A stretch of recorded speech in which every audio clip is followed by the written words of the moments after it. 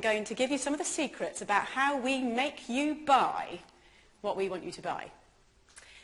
So as a marketer, when I'm first giving you a product, what's my job? Well, my job is to make you want it, to crave it, to need it, to think that it is the best innovation in food since sliced bread. But how do we do it?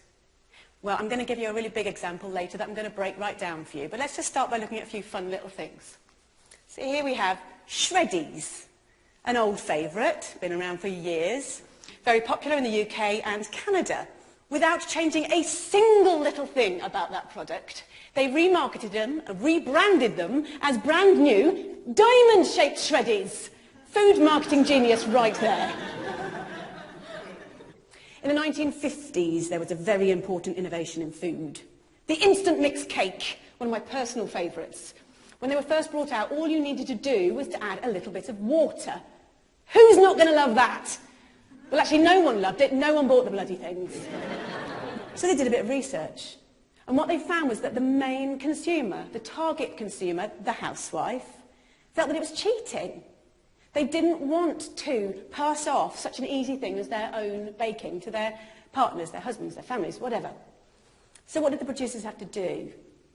They had to make it harder. So now you had to add water and an egg. And sales exploded. But these examples, these are just chicken feed compared to what I really want to talk about tonight, and that is chickens and pigs and cows. So when we think about where chickens, etc. come from, we think about something a bit like that.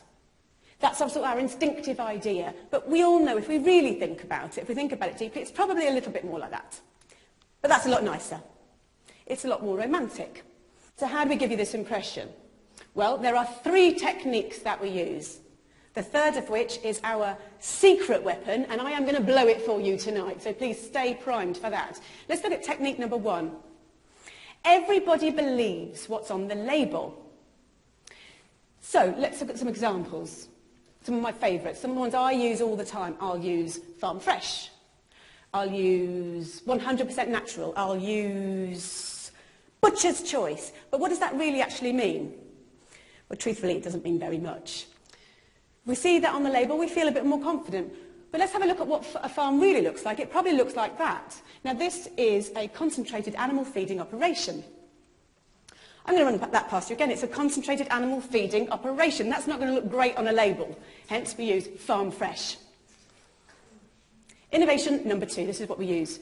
We focus on progress. Intensive farming was born out of necessity. At the end of the Second World War, resources were extremely tight. Farming had to be by necessity very, very economical. And we've learnt from that, and we've built from that, and we're able to now raise more and more animals in smaller and smaller spaces.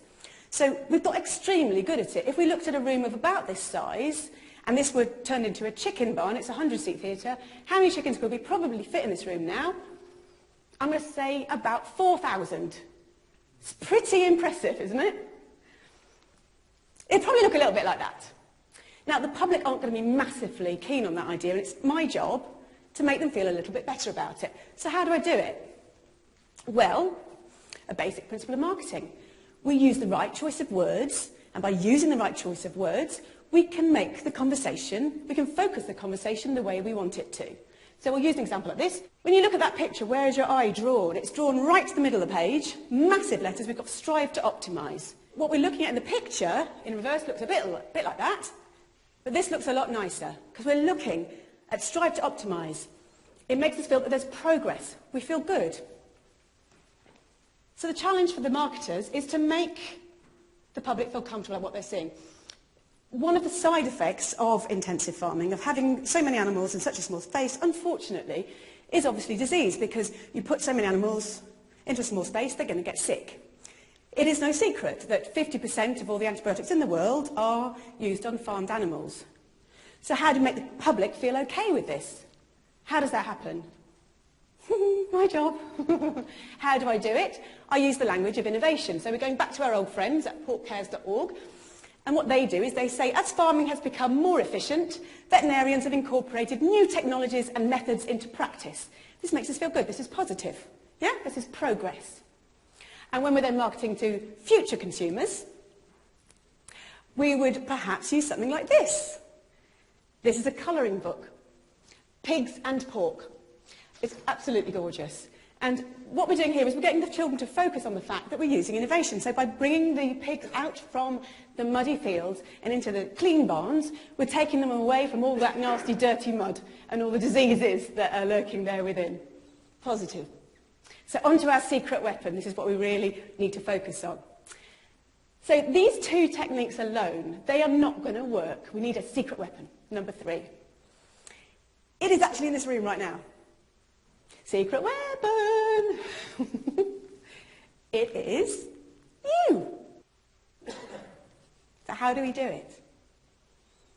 When you're in the supermarket, you don't want to think about where those products have come from. You don't want to think about how those animals have been reared, how they've been treated. The power of willful ignorance cannot be overstated. This is systemised cruelty on a massive scale, and we only get away with it because everyone is prepared to look the other way. Thank you.